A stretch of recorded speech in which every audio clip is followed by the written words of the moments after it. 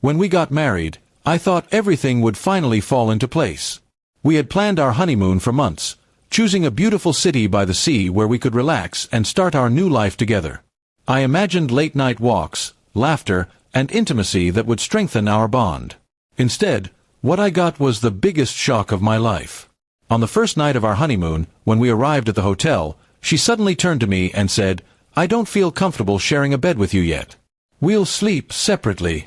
I stared at her, thinking it was some kind of joke. But the seriousness in her voice and the firmness in her eyes told me she meant it. I asked her why. We were married now. Wasn't this the moment we had been waiting for? She shrugged, saying she needed more time, that she wasn't ready to be that close. My heart sank. I couldn't believe it. After the wedding, the celebrations, and the vows, she was telling me she didn't want to share a bed with me? The next day, I tried to brush it off and give her space. Maybe she was nervous. Maybe she needed to adjust. But then the same thing happened the second night, and the third. Every evening she came up with excuses: tiredness, not feeling well, or just not ready. I felt humiliated. I had spent years imagining this moment, but my own wife treated me like a stranger. I noticed something strange, too.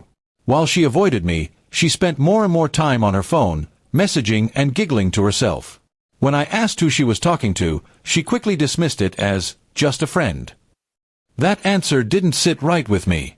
We were on our honeymoon, yet she was more interested in her phone than her husband. By the fourth day, I was boiling inside. I decided to test her. I suggested we take a trip to a nearby town, a beautiful place tourists loved. She agreed, all excited.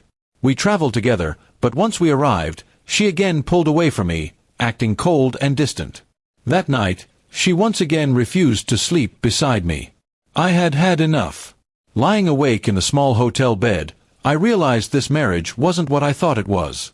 Instead of love and closeness, I was treated like an outsider.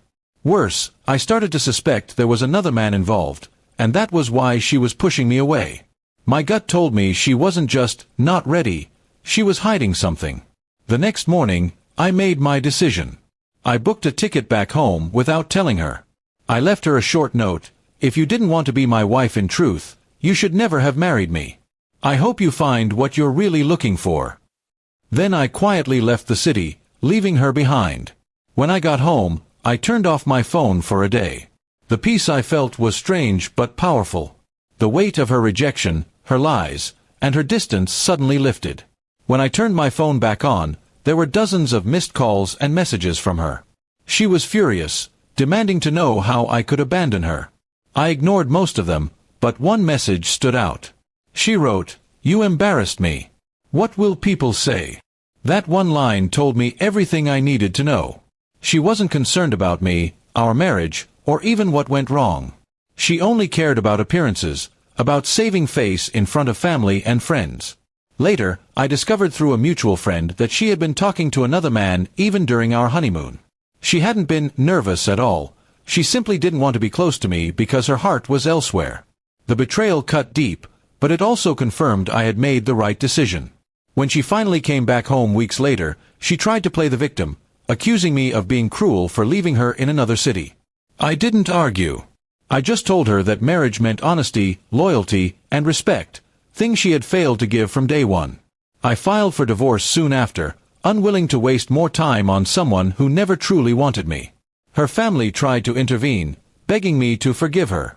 But I stood firm. I had given her my love, my trust, and my future, and she threw it all away. The honeymoon that should have been the happiest time of our lives turned into the clearest warning that she wasn't the woman I thought she was. Looking back, I feel no regret about what I did. Sometimes the most painful decisions are the most necessary. By walking away, I saved myself from years of misery. She thought she could humiliate me, keep me waiting, and still hold on to her secrets. Instead, she lost everything. Now, whenever I think of that trip, I don't see it as a failure. I see it as the moment I found my self-respect.